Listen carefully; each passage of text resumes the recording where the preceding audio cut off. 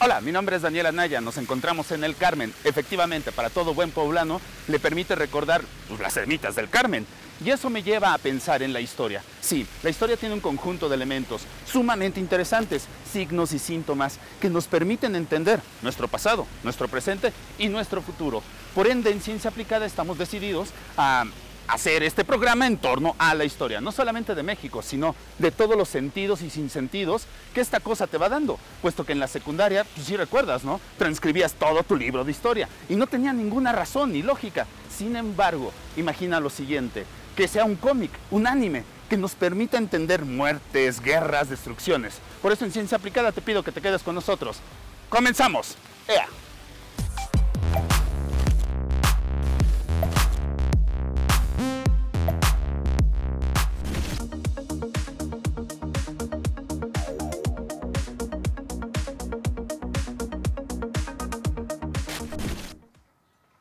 En todas las familias siempre hay un primo que cae mal, seguramente en la tuya también. Pues bueno, en la familia de Carlitos Darwin tampoco fue la excepción, ya que su primo, un tal Francis Galton, realizó una interpretación muy a su estilo sobre la selección natural, por lo cual terminó generando unos postulados que dieron lugar a una teoría de las más controversiales que han existido, ya que gracias a esa teoría fue que se crearon cerca del 90% de las razas que conocemos hoy en día de perros. Así que si quieres saber más de cómo se crearon estos pug, quédate conmigo hoy en Puebla Científica. Yo soy Germán Díaz. ¿Comenzamos?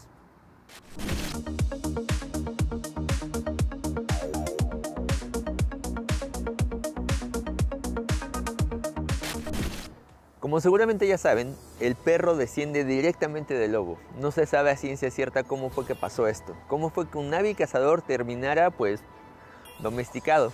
Pero lo que sí sabemos con toda certeza fue que nosotros manipulamos sus genes a través de cruces incestuosos, ya saben, padres, hijas, madres, hijos, hasta debilitarlos y obtener características desfavorables pero bonitas, o peor aún, solamente curiosas, como por ejemplo una nariz tan achatada que no alcanza a oxigenar muy bien su cerebro y obviamente no le permita descansar, y todo esto en nombre de la ciencia. Tan solo 24 años después de que Darwin publicara su libro El origen de las especies, su primo Francis Galton, en el libro Investigaciones sobre la facultad humana y el desarrollo, inventa el término eugenesia, que etimológicamente proviene de eu, que significa bueno o bonito, y génesis, que significa inicio, es decir, una selección artificial, en la que, amparándose en la selección natural de su primo, dice que los genes de los más débiles deberían de desaparecer de acuerdo a las leyes naturales de la evolución. Sin embargo, la intervención de la humanidad a través de la medicina ha prolongado e incluso ha permitido la vida de aquellos que van en contra del darwinismo. Es por eso que se propone nuevamente la participación humana para corregir el daño que los avances científicos y tecnológicos han dado a la esperanza de vida. Así es que la única solución sería eliminar desde antes del nacimiento todos aquellos rasgos débiles, o sea, diseñar por pedido a tu hija o hijo con los mejores genes, dándole un buen inicio. Ahora veamos las consecuencias de esta corriente de pensamiento. A principios del siglo pasado la eugenesia tenía un montón de seguidores, pero como la bioética prohibía rotundamente la experimentación deliberada en humanos, se comenzó por probar, pues, en animales, ¿no? Y ahí fue donde comenzó todo. Al principio fue ganado, creando razas mejoradas, con más carne, menos grasa, un mayor tamaño. Y pues hasta ahí digamos que todo tenía como un propósito bien definido, ¿no? Esta intervención tenía una justificación. Sin embargo, alguna vez alguien dijo, ¿y si lo hacemos con perros? ¿No? Y todo comenzó por impedir el mestizaje, o sea, la finalidad del apareamiento mismo, ya que la reproducción tiene como propósito el reforzamiento genético a través del cruce, es decir, sin parentesco.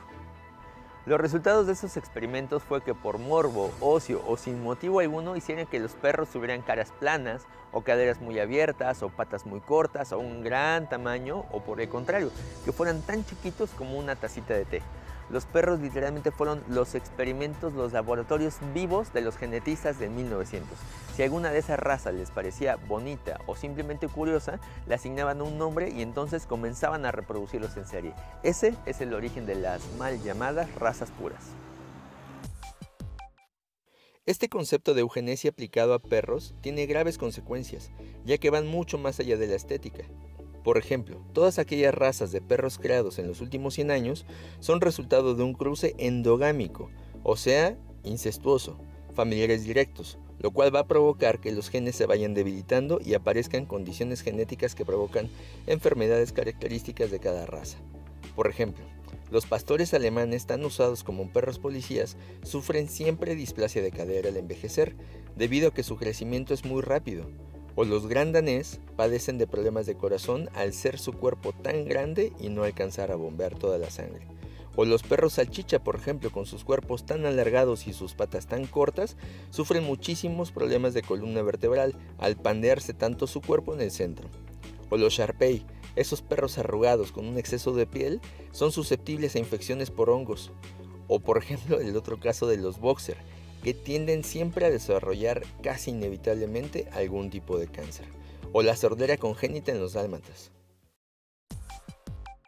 Se dan cuenta lo terrible que es esto y hay casos mucho peores. Por ejemplo, el caso de los Pug, ya que estos peluditos expertos en hacer cosplay surgieron como perros de compañía de la realeza. Y fue tal la manipulación genética que de una población de 10.000 Pugs, existe apenas la variación genética de 50 individuos. Esto ha generado muchísimas reflexiones éticas al respecto, ya que esto ha provocado que tengan problemas respiratorios debido a que tienen las vías respiratorias y la garganta mucho más pequeñas de lo habitual. Sus colas, que crecen en forma de espiral, van a provocar problemas de columna que les va a generar muchísimo dolor. Pueden tener inflamación del sistema nervioso central, lo cual les va a provocar convulsiones, ceguera o incluso depresión. Además, todos tienden a desarrollar fácilmente obesidad, lo cual va a empeorar todas las condiciones anteriores. Y aquí viene la pregunta obligada: ¿hay algo que se pueda hacer? La respuesta es un rotundo sí. Todos los problemas de los Pug se eliminarían si dejáramos que se cruzaran con otras razas, es decir, el mestizaje o la exogamia como se le conoce científicamente. Con ello, desaparecería la mayoría de los rasgos distintivos, pero a cambio las enfermedades y el sufrimiento de Frank el Pug se reducirían significativamente, dándoles una mejor calidad de vida. La selección natural siempre favorecerá a la recombinación. Por eso, aquellos que llamamos mestizos o corrientes o sin raza son la opción genéticamente más fuertes. Y si a todo esto le sumamos el costo de estos perros de raza, que en verdad son carísimos, pueden ir desde los 2, 3, 4, 5 mil pesos e incluso hasta más de 100 mil pesos un perro que además va a tener una muy mala calidad de vida.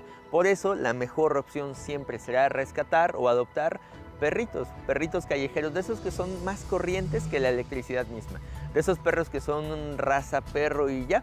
Así que seguramente ellos se van a poder dar una gran compañía por mucho tiempo y con una gran calidad de vida. Pues hasta aquí el chismecito científico de esta semana, nos vemos en la siguiente. Chao.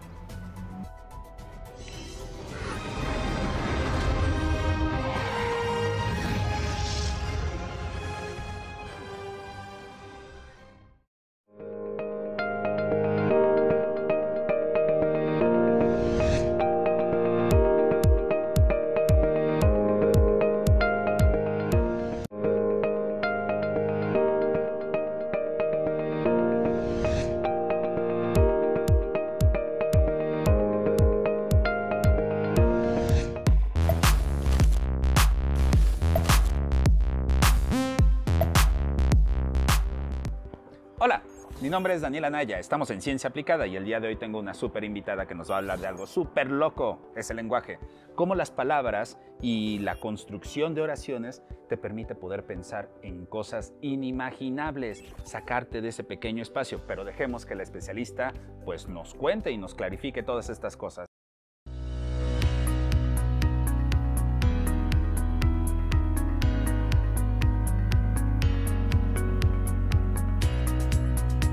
Y bueno, Maribel, ¿cómo te encuentras hoy? ¿Qué tal, Daniel? Me encuentro muy bien. Muchas gracias por la invitación. Para mí es un honor estar aquí. No, pues nada de honor. O sea, muchas gracias y te voy a hacer unas preguntas bien densas, ¿no? La primera pregunta que te tengo es, ¿cómo nos ayuda el lenguaje a poder salir de nuestros derroteros? O sea, de nuestros pequeños espacios, porque luego las palabras pues nos someten. ¿Tú cómo lo ves desde el aspecto lingüístico y todo ello? Pues es una cuestión muy compleja. Básicamente el lenguaje va a comenzar a fungir como una herramienta en la cual nosotros interactuamos no solamente con el mundo, sino incluso con nosotros mismos. Muchas veces la gente piensa que el lenguaje es un medio en el cual simplemente sirve para expresar necesidades muy básicas y bueno, seguir con su vida normal, ¿no? Pero una parte muy importante a tomar en cuenta es precisamente la magnitud que puede llegar a tener el lenguaje, ¿no? Nosotros sabemos que mientras más pequeños éramos, la cantidad de palabras que teníamos era reducida y por lo tanto lo que queríamos comunicar era menos específico. A lo largo del tiempo nosotros vamos creciendo y es a partir de ello que podemos darle nombre a lo que vamos conociendo, ¿no? Entonces, aun cuando nosotros percibimos y tenemos a lo mejor una recepción aún mayor cuando nos encontramos más pequeños, es a través del lenguaje cuando comenzamos a registrar, básicamente, a continuar ese registro de todo lo que vamos conociendo. Entonces, a partir de eso nosotros podemos conocer el mundo, ¿no? Ya es básicamente este proceso, estamos conociendo y es a partir de ello que nosotros vamos construyendo nuestra realidad, ¿no? Entonces, esto no solamente va a servir para que podamos hablar hacia los demás, como le comentaba hace un rato, sino también para dirigirnos hacia nosotros mismos. Es a través de nuestra madre, por ejemplo, que a mí me parece siempre como muy interesante mencionar, que podemos, a través de lo que ella nos está enseñando, ¿no? Y lo que nos está dando, designar ciertas etiquetas a lo que conocemos, ¿no? Entonces, es un fenómeno muy grandioso, a mí me parece, cuando comenzamos a balbucear, es eso, el balbuceo en inglés se le conoce y en el ámbito lingüístico como el babbling, que parece una cuestión sumamente sencilla, ¿no? El hecho de que un bebé esté tartamudeando, señalando con un dedo y designándole un musitar, ¿no? Básicamente una sílaba a cualquier cosa. Pero en ese momento, aun cuando a lo mejor él no está teniendo todas las fuentes lingüísticas propiamente del idioma en el cual está inmerso, comienza a querer nombrar lo que está conociendo, ¿no?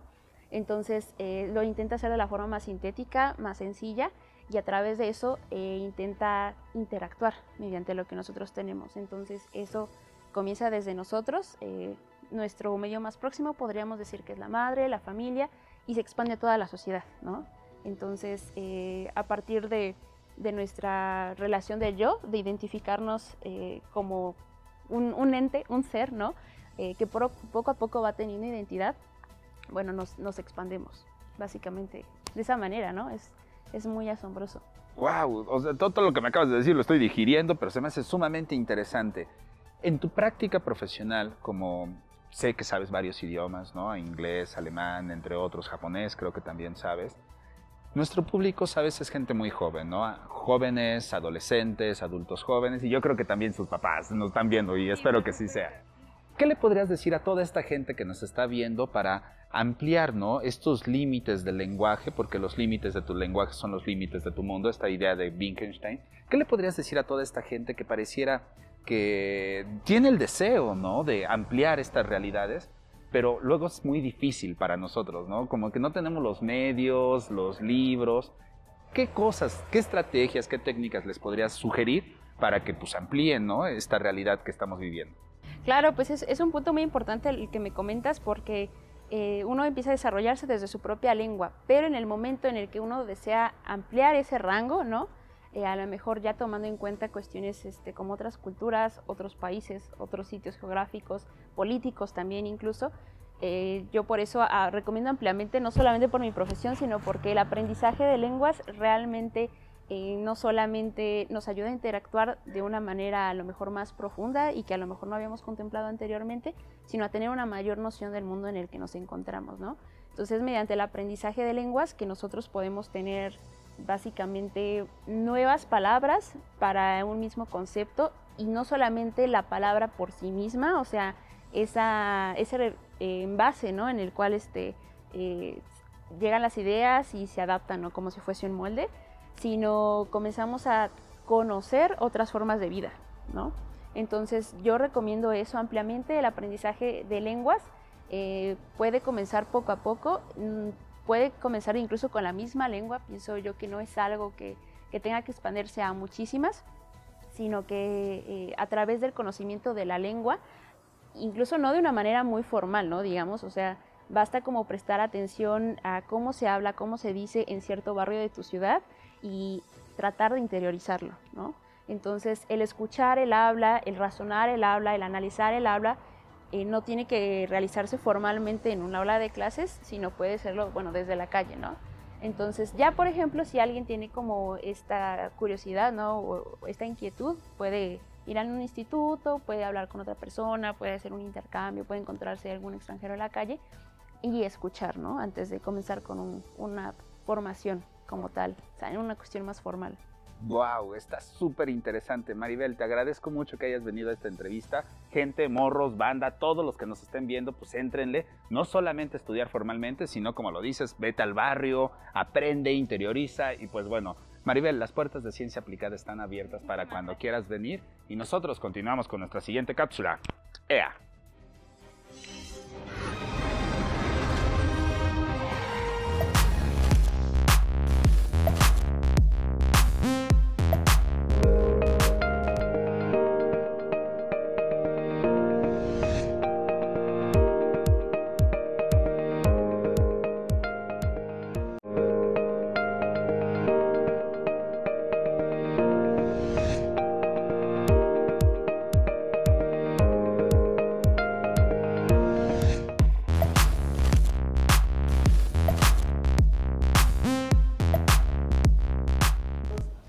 La destitución del gobernador del estado, el general Antonio Nava Castillo, fue un hito en el fortalecimiento del movimiento democrático popular gestado a inicios de la década de 1960, el movimiento de reforma universitaria de la Universidad Autónoma de Puebla que estalló en 1961. ¿Han escuchado hablar de esto? Yo soy Yatzel Roldán, acompáñenme en Descubriendo Puebla.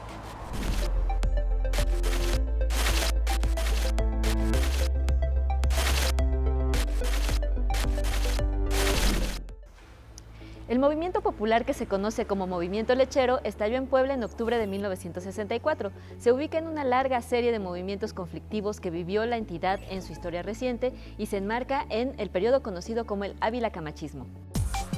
La hegemonía del avilacamachismo, que es identificada como una corriente conservadora, consolidó el dominio del sector más privilegiado económicamente en Puebla desde mediados de los años 30, en la que convergieron la oligarquía poblana y el partido en el poder, unida a la conocida y aceptada influencia de un clero altamente conservador y a la ausencia de corrientes políticas alternativas. Esto dio como resultado un panorama político regional caracterizado por la homogeneidad ideológica conservadora. Sin embargo, la década de 1960 dotaría de nuevos elementos al contexto, que ayudarían a cambiar la situación. El despegue industrial de inicios de 1960 tuvo como consecuencia importantes cambios en la estructura industrial regional.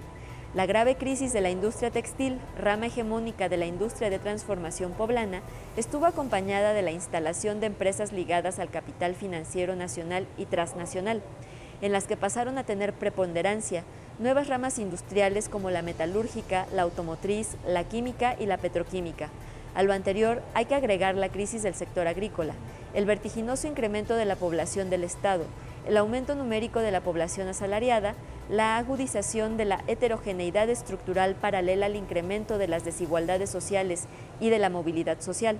Todo esto hizo que hubiera una recomposición social y económica en Puebla.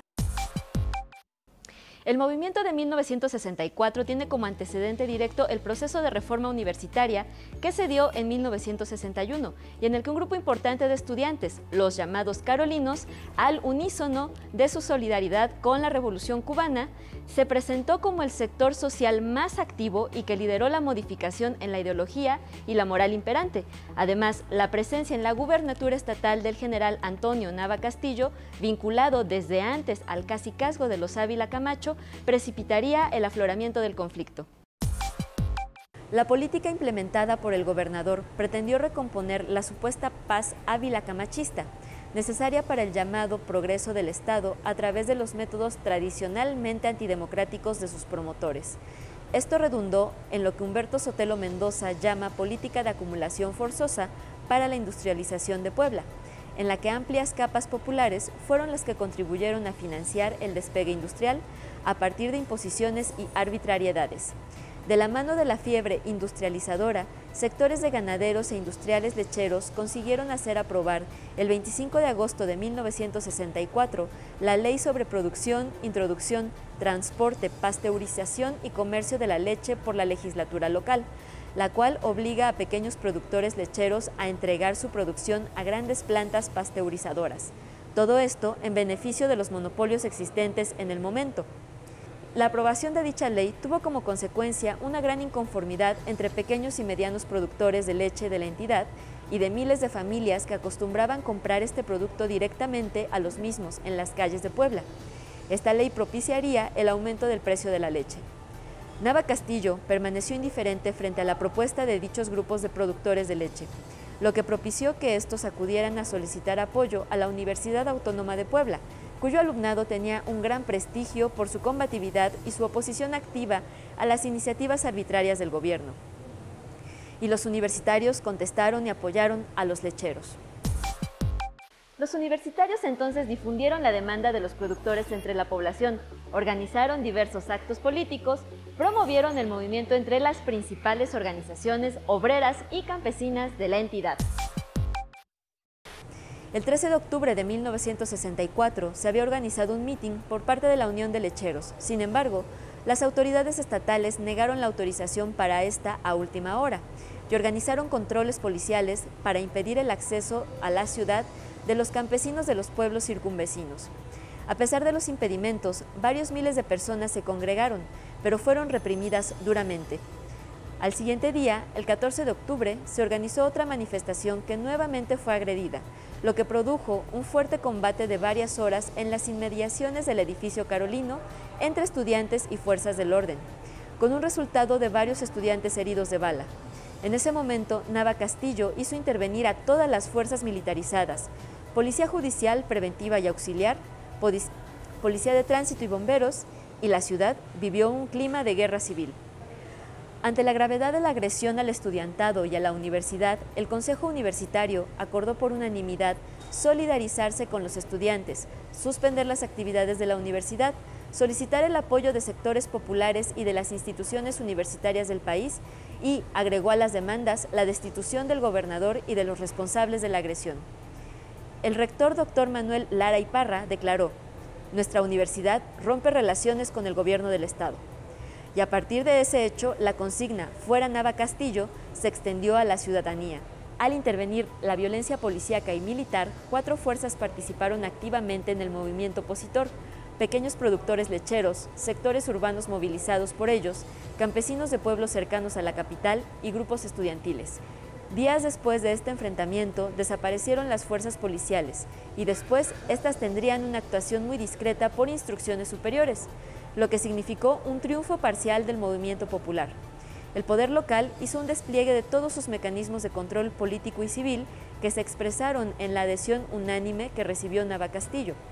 Sin embargo, el 17 de octubre, Nava Castillo dio marcha atrás a la ley de pasteurización, anunciando oficialmente que no se aplicaría, con el objetivo de contener al movimiento opositor.